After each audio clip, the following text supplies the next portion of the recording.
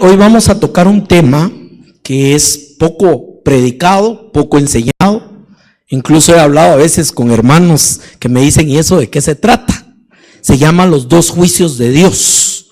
Y es un tema que enmarca dentro de lo que es la teología escatológica, o sea, acontecimientos que vienen en el final de los tiempos.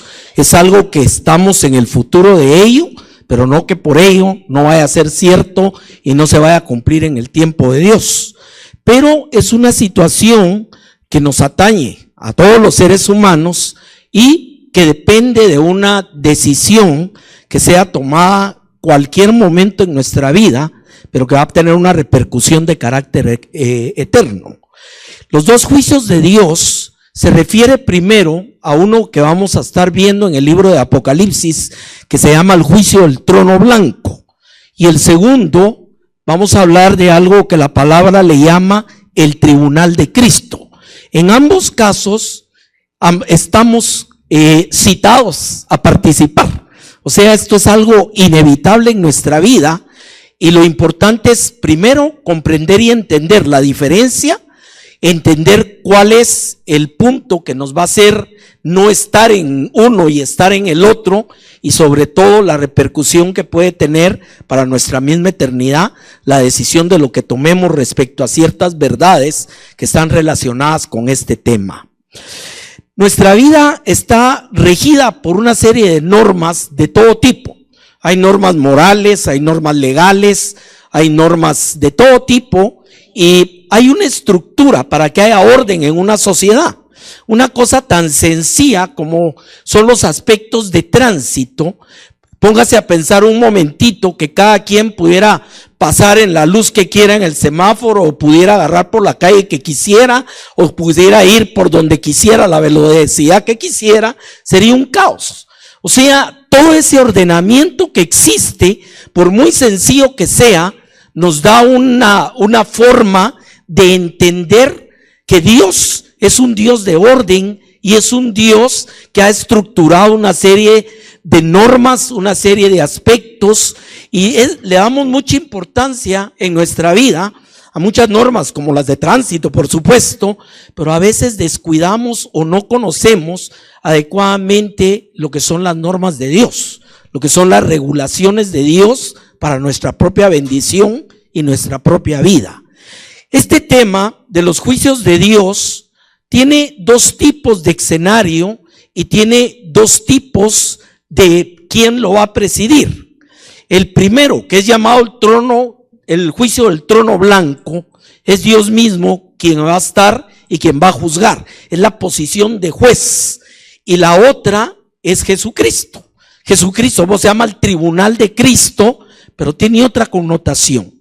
Por lo extenso del tema, y que quiero ir muy despacio porque tiene muchos elementos de carácter doctrinal que vienen a converger dentro de lo que vamos a estar viendo, aprovechando que voy a estar dentro de 15 días, el mensaje lo voy a partir en dos. De hecho, así es como lo doy.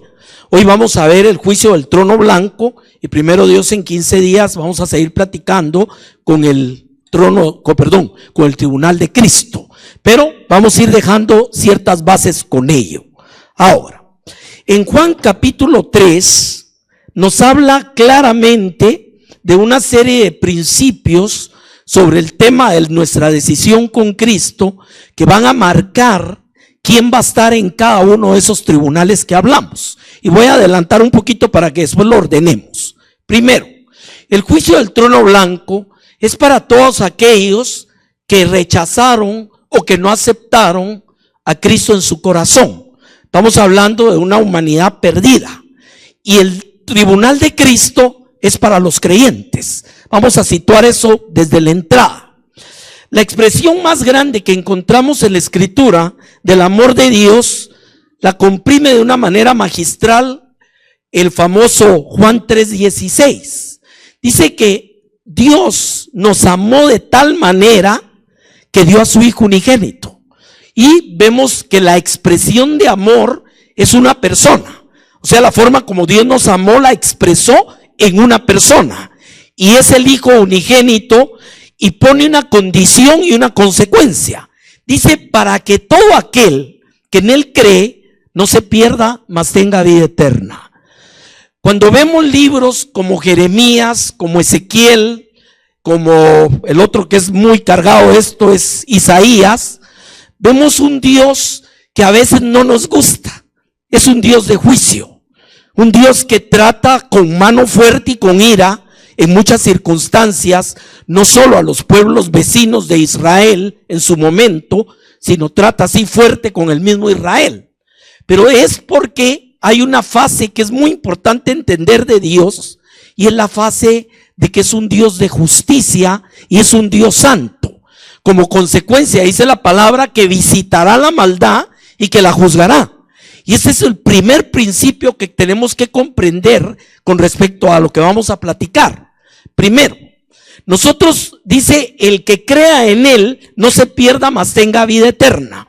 El primer principio sobre el que vamos a basar todo el tema es el principio del libre albedrío. O sea, tenemos la capacidad de aceptar o rechazar el plan de Dios y a su Hijo unigénito. Ese es el primer punto. El segundo punto es que va a tener una consecuencia la decisión que tomemos. O sea, vamos a tener que responder de la decisión que tomemos respecto a eso. Entonces, cuando ya vemos Juan 3:16 bajo esa arista, dice que Dios nos amó. El amor significa no pasar por alto el pecado, sino proveer el sacrificio perfecto por el pecado. Y por eso dice, nos amó y nos dio a su Hijo Jesucristo. Otro tema que aquí es totalmente muy fuerte es que la salvación, la decisión está en función de una persona. Dice su Hijo unigénito. En ninguna parte de la Escritura encontramos otra forma. Y Jesús dijo, yo soy el camino, la verdad y la vida, y nadie viene al Padre si no es por mí. Ya después la palabra explica que Él es el camino abierto a través del velo hacia la presencia de Dios, etcétera. Pero todo va a radicar en la decisión que el hombre tome respecto a la persona de Cristo para definir su eternidad. Mire qué importante es este punto. Y el primer principio que hablábamos es la capacidad de decidir. Pero el segundo principio es que toda acción va a tener una consecuencia en nuestra vida. Y aquí sí lo amplío de una vez. Seamos o no cristianos, va a haber una siembra y cosecha. Seamos o no cristianos, vamos a tener que responder de nuestros actos. Fíjese qué tremendo esto. Y alguien pensaría, bueno, pero si ya estoy en Cristo, ¿por qué me van a juzgar? Pero ese es el tribunal de Cristo. Por eso el tribunal de Cristo es a los creyentes. El juicio del trono blanco es a los no creyentes. Ahí empezamos a separar y empezamos a ver la estructura de ello. El juicio del trono blanco aparece en el libro de Apocalipsis en el capítulo 20. Ya voy a llegar ahí. Y es algo, como le digo, que está en un futuro y es un momento en que vamos a llegar, ya sea que hubiéramos sido arrebatados vivos o hubiéramos simplemente muerto y hubiéramos resucitado para bendición. Pero el tribunal de Cristo paralelamente también se da al final de los tiempos, y es el tribunal de los premios y es el tribunal de los galardones. Ahí es donde está la tremenda diferencia entre estos dos. El tribunal de Cristo no es un tribunal de salvación. Esa ya se dio en el momento que usted abre su corazón al Señor. Ese momento es en el cual el Señor va a examinar lo que hayamos hecho, dice la palabra, en vida. Ese es el punto de esto. Y sobre esa base vamos a ver varias cosas. En Juan capítulo 3, primero que nada, recordemos el contexto.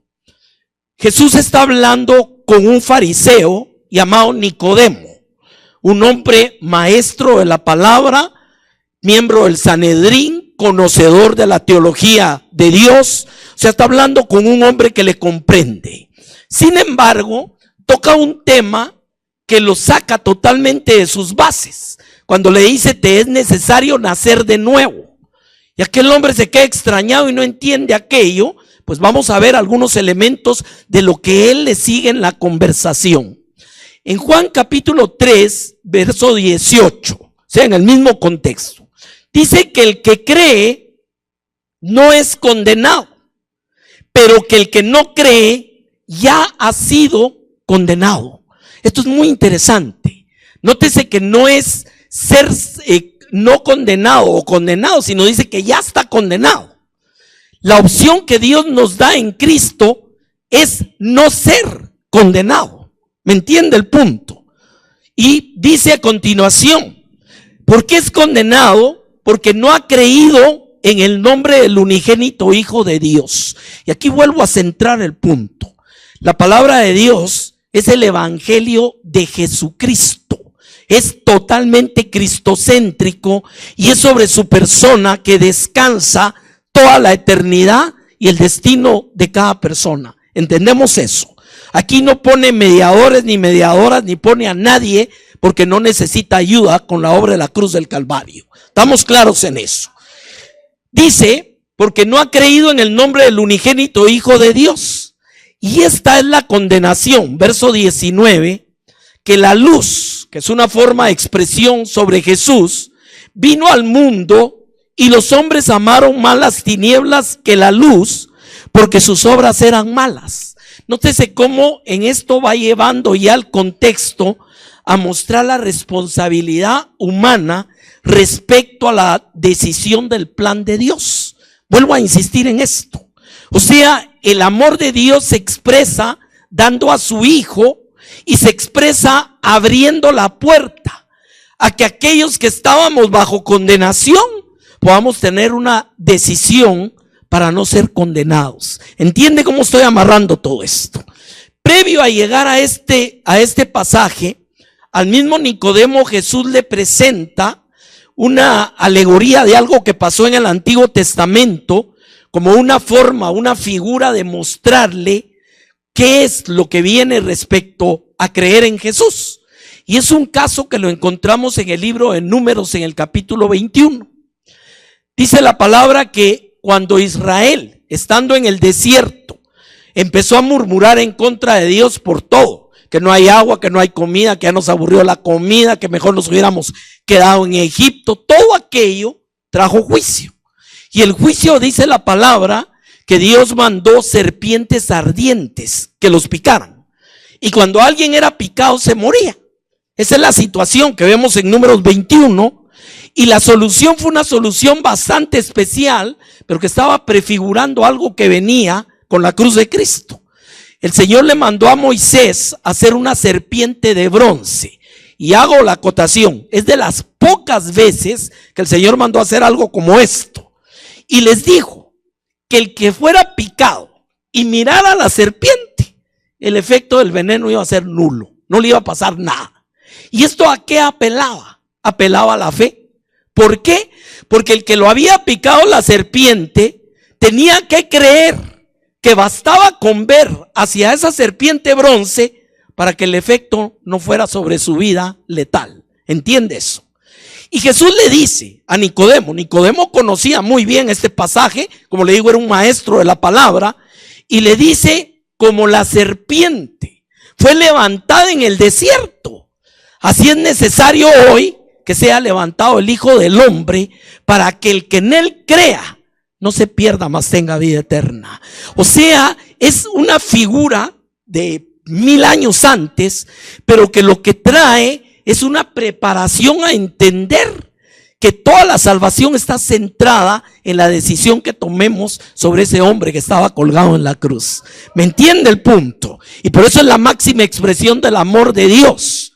Ahora, no es que Dios haya dicho, no, va, pues quito los pecados y se acabó. No, hubo un Cordero Santo, que era todo el sistema sacrificial que había enseñado durante miles de años, para hacerle siempre entender un principio que se llama: sin sangre no hay remisión.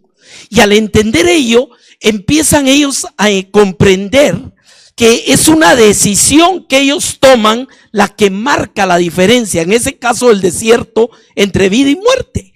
Y me imagino que va a haber habido alguno que le dijeron: mira, te picó la serpiente, anda a ver la que está allá afuera. y te vas a curar, y haber dicho, no, eso no puede ser, eso no tiene lógica. ¿Cómo va a ser que con solo ver ya se me va? No, y se murió no creyendo. Y lamentablemente, hermanos, estamos en un mundo que muchos se van a perder no creyendo. ¿Por qué? Porque tuvieron la oportunidad de oír el mensaje, tuvieron la oportunidad de comprender lo que estamos hablando esta mañana y no tomaron una decisión adecuada.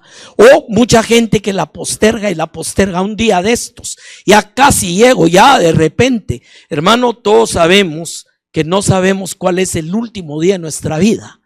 Y más vale que nos agarre, ahí sí que como decían antes, confesado y no sé qué. O sea, que hayamos tomado una decisión respecto a este punto. Ahora, Nicodemo entiende lo que le está hablando Jesús, pero cuando lo confronta con el tema de nacer de nuevo, no entiende.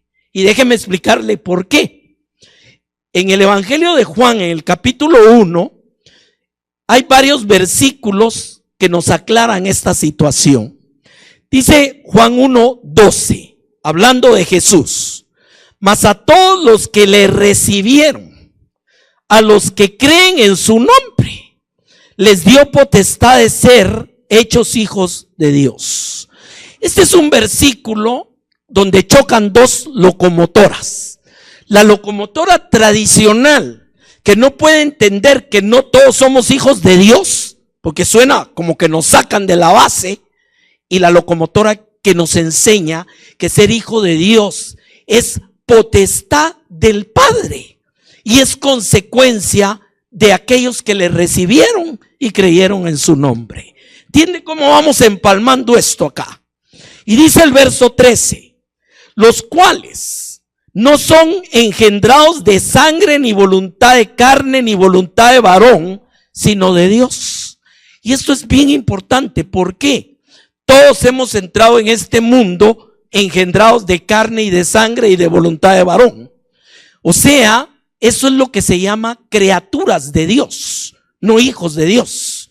El hijo de Dios es una categoría que recibe por una potestad que Dios le ha dado. Recordemos que la potestad es un derecho, es una autoridad, es algo que es otorgado de parte de Dios en este caso. ¿Y cuál es la condición? Volvemos al círculo otra vez: a los que le recibieron y a los que creen en su nombre. Y nuevamente volvemos al mismo punto. Lo está centrando en la persona de Jesucristo otra vez. O sea, la decisión de recibirlo y de creer en su nombre nos da la potestad de ser hechos hijos de Dios, lo cual no viene de carne ni sangre, sino viene de Dios mismo en nuestra vida. Y esto es lo que Nicodemo no entendió. Cuando le dice: Señor, ¿y cómo puedo nacer de nuevo? ¿Puedo acaso otra vez entrar en el vientre de mi madre y nacer? Sería una aberración. Imagínense una pobre señora con una panza de ese tamaño. Pero no está hablando. Le dice: de cierto te digo. Ahí hay una serie de aseveraciones. Y lo que le está explicando Jesús es esta verdad. Pero déjeme decirle, amado, bienaventurado el que entiende lo que estamos hablando esta mañana. ¿Y sabe por qué? Porque mucha gente no comprende estas verdades. Y usted lo ve en su misma práctica religiosa. Andan totalmente lejos de la verdad del evangelio, creyendo que están siguiendo al evangelio. Y cuando nosotros entendemos estas verdades, comprendemos ello. Hoy cantábamos de gratitud. ¿Sabe una cosa? ¿Qué mayor gratitud que el amor que nos ha dado el Padre de que seamos hechos hijos de Dios? ¿Me entiende? Y todo es una función, como le digo, donde se fusionan dos elementos: el elemento de la gracia y la misericordia de Dios que nos dio a su Hijo, y la decisión del hombre que recibe y que cree en el unigénito del Padre. Y ese punto es lo que va a marcar la tremenda diferencia entre estar en el juicio del trono blanco o estar en el tribunal de Cristo. Aquí empezamos a ver. O sea, el tribunal de Cristo no es de salvación. Vamos a ver en su momento, es de otra cosa. Ahora, ya con esa base, ya podemos entonces entrar a ver en el tema de Apocalipsis 20, lo que es el juicio del trono blanco. Y perdónme, tengo que traerlo porque es importantísimo saber cuál es el contexto y cuál es el momento de esto. Dice Apocalipsis 20, verso 11, y vi un gran trono blanco y al que estaba sentado delante de él, del cual huyeron la tierra y el cielo, y ningún lugar se encontró para ellos. O sea, sabemos quién es el que está ahí. Es llamado el anciano de días también en otras porciones. Y se mostró muy pocas veces, lo vio Isaías, etcétera, que son las teofanías. Ahora, verso 12, y vi a los muertos, grandes y pequeños, de pie ante Dios, y los libros fueron abiertos. Y aquí hace una diferencia. Los libros fueron abiertos y otro libro fue abierto. O sea que en ese juicio van a haber una serie de libros y va a haber otro libro. Y este libro es llamado el libro de la vida. Esa es una expresión que encontramos 6 veces en el libro de Apocalipsis y una vez en Efesios. Y más adelante le llama libro de la vida del Cordero. O sea, en el momento que alguien recibe y cree en Jesucristo, su nombre es inscrito en el libro de la vida del Cordero. A eso se refiere esto. El apóstol Pablo, escribiendo a los Efesios, les dice esto exactamente. Dice: aquellos cuyo nombre están escritos en el libro de la vida del Cordero. Y hay otra porción donde dice: bienaventurados los que estén en ese libro. Ese libro es el que registra todas las decisiones a través de todo el tiempo de los que le recibieron, de los que cuando vino la luz no la rechazaron, sino creyeron en el unigénito Hijo de Dios. Aquí viene a converger todo lo que Jesús explicó a Nicodemo, vienen a converger todas aquellas verdades de la decisión que el hombre toma respecto a Jesús. Al final, no solo somos hechos hijos de Dios, sino que además somos inscritos en el libro de la vida del Cordero. ¿Cuántos se gozan de eso, hermano? Amén.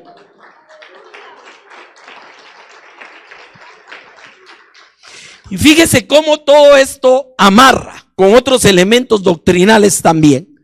Somos salvos por fe y no por obras. Esa fe es la que nos trae a ser inscritos en ese libro. Por eso los libros de las obras están aparte. ¿Por qué? Porque en ese momento, en el juicio del trono blanco, los hombres van a ser juzgados. Si no están en el libro de la vida, van a ser juzgados por el libro de las obras. Y no creo que nadie quiera ser juzgado por eso. ¿Me entiende el punto?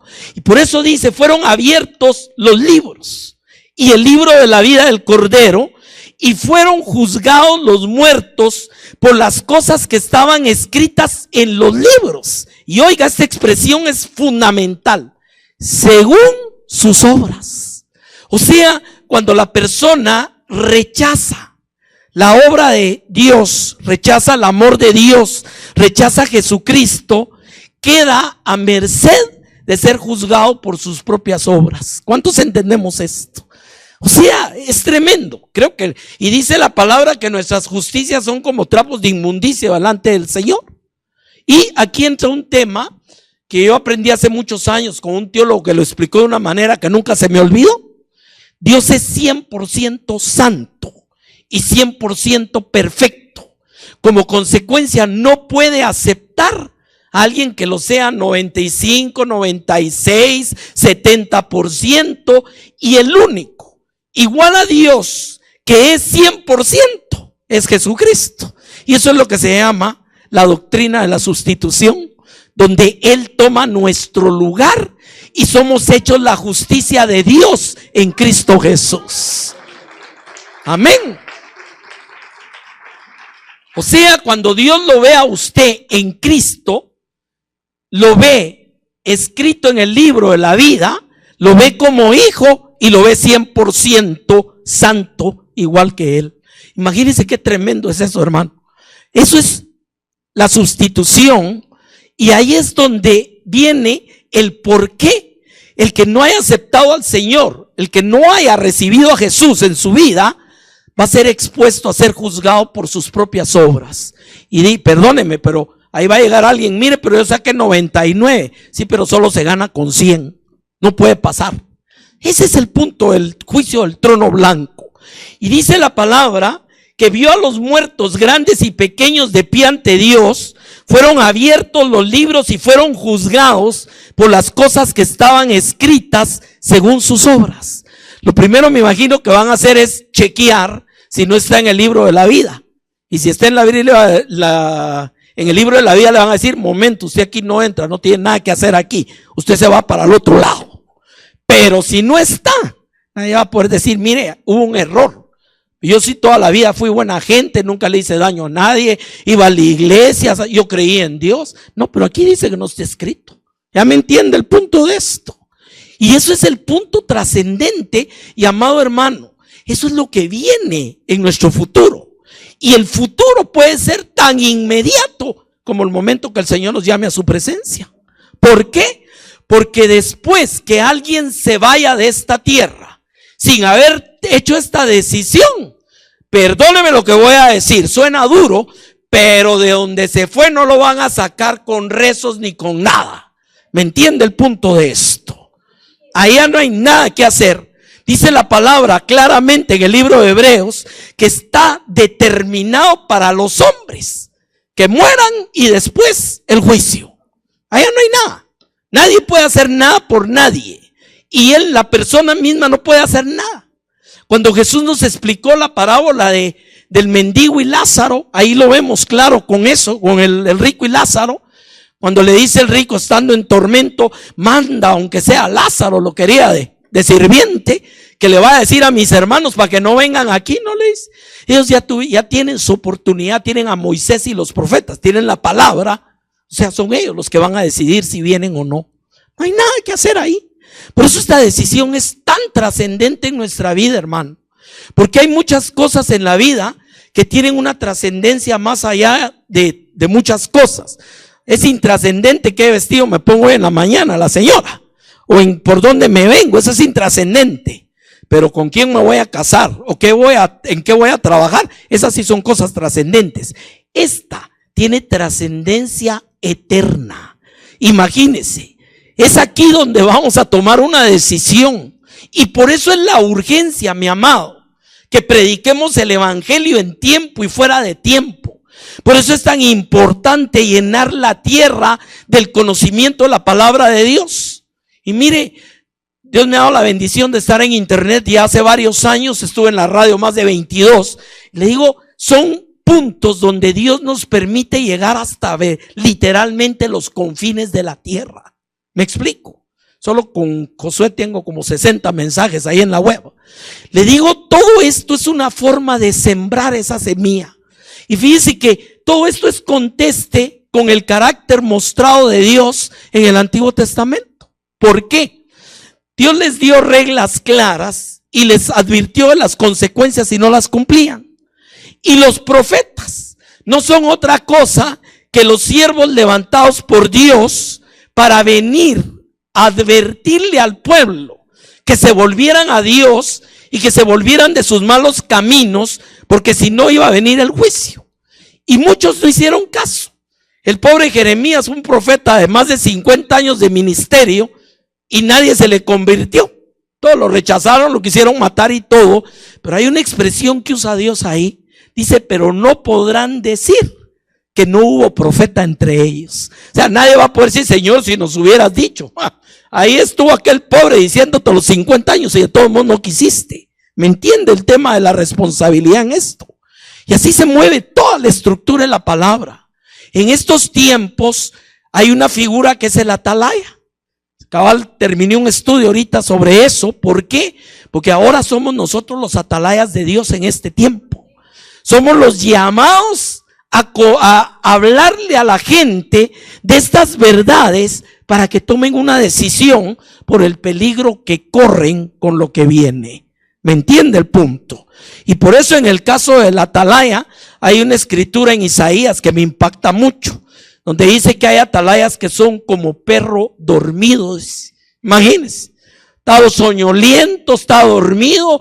Lo que decían hoy en la mañana del seminario que viene y todo esto y el tema que se está tratando, que hemos hablado con Ángel, ese es un tema, hermano, que tenemos mucho ministro soñoliento en este tiempo.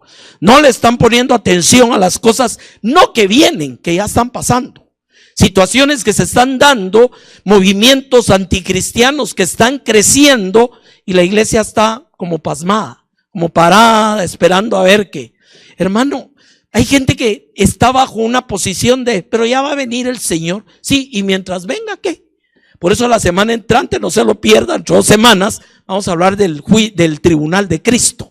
Porque es ahí donde nosotros vamos a dar cuentas de nuestra función de atalaya, precisamente. Eso tiene que ver con eso. Ese ya es un tribunal para cristianos. Y es un tribunal de obras. Y es un tribunal de galardones. Ahí vamos a verlo en su momento. Ahora, dice la palabra al verso 13, siempre Apocalipsis 20. Y el mar entregó los muertos que habían en él, y la muerte y el Hades entregaron los muertos que había en ellos, y fueron juzgados cada uno según sus obras. Esta parte habla que ahí vienen los muertos de todos los tiempos, de donde hayan estado. ¿Me entiende? La cosa es que nadie se escapa de dar cuenta de lo que haya hecho. Ese es el punto de este aspecto. En el otro tema vamos a tratar con una parábola que nos habla de esa responsabilidad de las cuentas que vamos a entregar también. Todo este tema, hermano, nos está llevando claramente ya al final del pasaje, donde dice que la muerte y el Hades fueron lanzados al lago de fuego, que es la institución de la muerte segunda, la separación eterna de Dios. Por eso dice, esta es la muerte segunda. Y oiga el verso 15. Y el que no se halló inscrito en el libro de la vida fue lanzado en el lago de fuego. O sea, la decisión final de este tribunal no son las obras. Va a juzgar las obras, pero la palabra enseña que por las obras nadie puede redimirse. Así de sencillo. Entonces, al final, lo único que puede escapar de este juicio es estar inscrito en el libro de la vida del Cordero. Ya se dio cuenta todo esto cómo converge. ¿Y qué es estar inscrito? Ya lo dijimos, es los que le recibieron y los que creen en su nombre. Aquellos que Dios les ha dado la potestad de ser hechos hijos de Dios. Aquellos que somos inscritos en ese libro por la gracia y la misericordia de Dios. Porque aquí sí hay un punto. Nadie va a ser inscrito en ese libro por su propia mano, por lo que él hizo. Nadie va a estar, sí, yo estoy en ese libro porque mire, yo soy re buena gente. No es así la cosa. ¿Me entiende el punto? Y esto es lo que a veces en todo ¿cómo se llama? En todo lo que hemos tenido a veces en la vida de enseñanza religiosa, ha creado paradigmas que le cuesta a la gente entender estas verdades. Pero le digo, con lo que estamos viendo esta mañana, vemos claramente, son verdades meridianas. O sea, hay gente que le tiene miedo hasta el libro de Apocalipsis. Ay, no es que a mí me da miedo, ahí solo juicio hay. Sí, pero no para usted. Ese es el punto. Es el libro de la victoria, no es el libro de la muerte. Ahora, siempre que usted esté en Cristo Jesús y Cristo esté en usted, son las dos cosas, usted en Cristo y Cristo en usted. De eso vamos a hablar en el próximo tema. En Gálatas capítulo 6, verso 7, dice la palabra: no os engañéis, Dios no puede ser burlado. Todo lo que el hombre sembrare, eso también segará. Porque el que siembra para su carne, de la carne segará corrupción, mas el que siembra para el espíritu, del espíritu segará vida eterna. Y déjeme decirle cómo esto empata con lo que estamos platicando, hermano. La decisión que hacemos respecto a la persona de Jesús, la decisión que hacemos con el plan de Dios que nos amó y nos dio a su Hijo, es sembrar en el espíritu. ¿Me entiende eso? Porque mucha gente tiene el concepto nada más que son obras ya como cristiano. Y claro, tiene una connotación. Pero el punto principal es que sembrar en el espíritu es algo que cantábamos hoy, donde le decimos al Señor, te doy mi vida. Eso es sembrar en el espíritu. ¿correcto? Sembrar en la carne, irónicamente, puede ser religioso. Imagínese eso. Porque mucha gente piensa que, no, pero mire, sembrar en la carne es el asesino, el ladrón, el salteador. Un momento, no. Puede ser el religioso. Cuando anda con una religión torcida e idolatría, está sembrando en la carne. Y es ahí donde vienen esos contrastes. Es ahí donde, como le digo nuevamente, venimos a ser tremendamente bienaventurados. Que el Señor haya abierto nuestro corazón y entendimiento a estas verdades, hermano. Mire, a veces, y dése cuenta, ha de tener amigos, conocidos, compañeros con los que habla. Y creen que usted que se le cayó un tornillo si usted habla de cosas como estos temas. ¿Es cierto o no es cierto? ¿Por qué? El mismo apóstol Pablo escribe que los que no son de Dios, estas cosas les parecen locura. ¿Me entiende? O sea, ¿de qué está hablando? Imagínese a Pablo en el areópago griego, con la crema innata de los estoicos, los epicúreos, todo lo que había ahí, hablándoles de estas verdades. Unos se burlaron, otros se quedaron solo con comezón de oír, le dijeron, ya otra vez te oiremos en otra vez acerca de esto.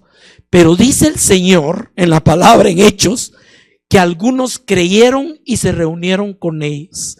Bienaventurados los que creen, bienaventurados los que son traídos a ser parte del cuerpo de Cristo, y más aún bienaventurados cuando Dios nos convierte en atalayas y en mensajeros de estas verdades, mi amado. Porque muchos pueden venir al conocimiento de Dios a través de usted. ¿Sabía eso? Por eso dice la palabra que a Dios le plació salvar a los hombres a través de la locura de la predicación del evangelio. Mire cómo lo expresa. ¿Por qué?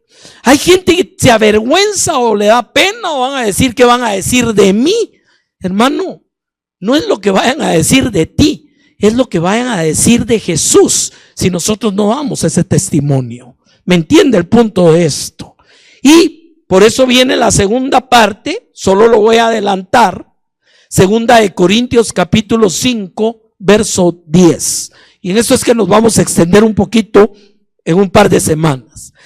Dice la palabra, porque es necesario que todos nosotros, y aquí me voy a detener un momentito, cuando usted empieza a leer las epístolas, están escritas a los santos. ¿Se ha dado cuenta de eso? Y no a los santos que ha hecho el hombre.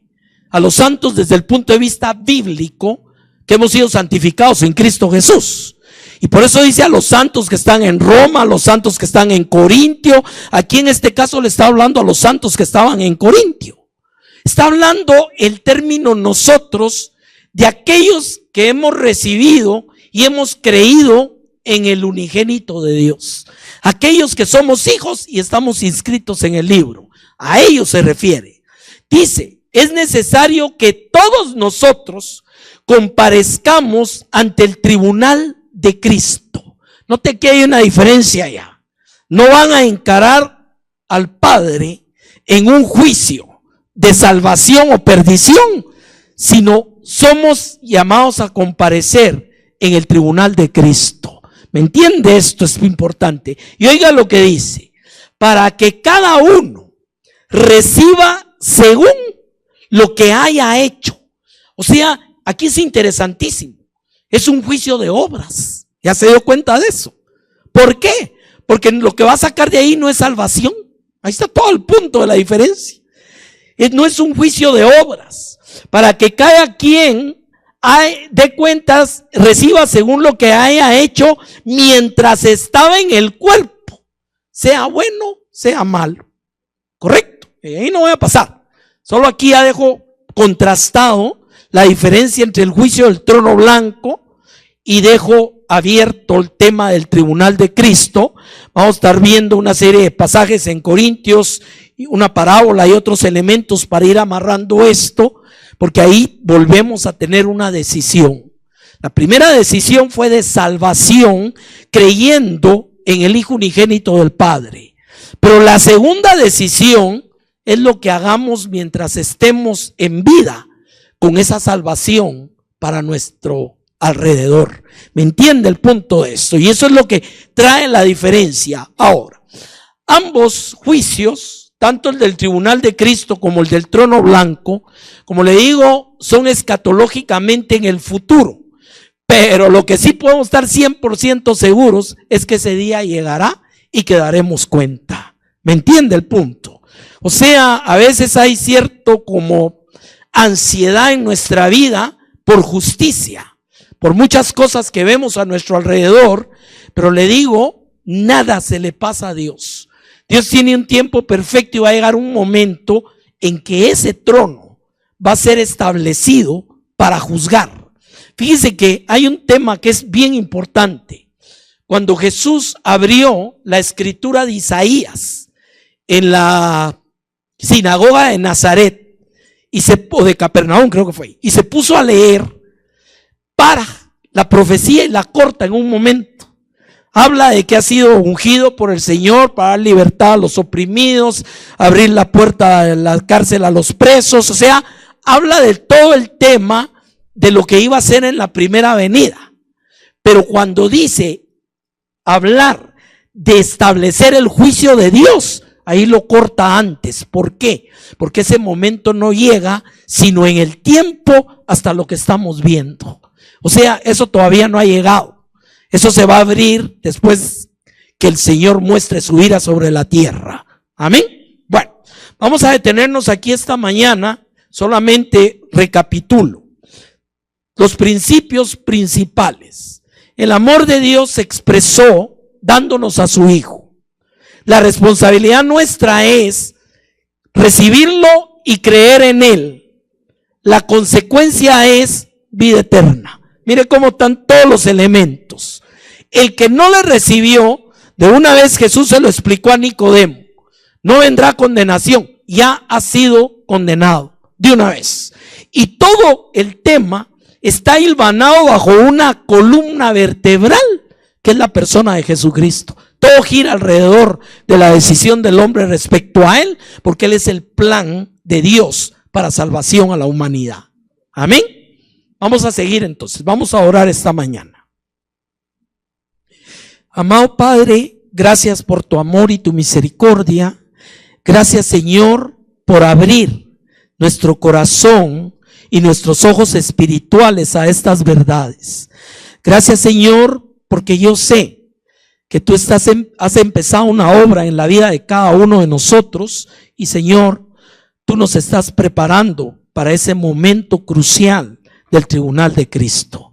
Padre, ayúdanos como iglesia, como ministros, como cristianos, a llevar este mensaje a los confines de la tierra y advertir como atalayas del juicio que viene, Señor, y que se cierne sobre la misma humanidad si no atiende a ese llamado de la misericordia de Dios. Ayúdanos, Señor, a no callar. Ayúdanos, como decía tu siervo Pablo, a predicar en tiempo y fuera de tiempo, pero sobre todo a mantener esa plomada de la sana doctrina respecto a estas verdades. Gracias, Señor, porque somos privilegiados de ser hijos tuyos y somos privilegiados de que nuestros nombres se encuentren inscritos en el libro de la vida del Cordero. Gracias, Señor, porque esa es la máxima expresión de gracia, de amor y de misericordia que tú has derramado en nuestras vidas en la persona de tu precioso Hijo amado Jesucristo. Gracias, Señor, por entender y comprender estas verdades. Te bendecimos y te damos gracias en el nombre bendito de tu Hijo Jesús. Amén.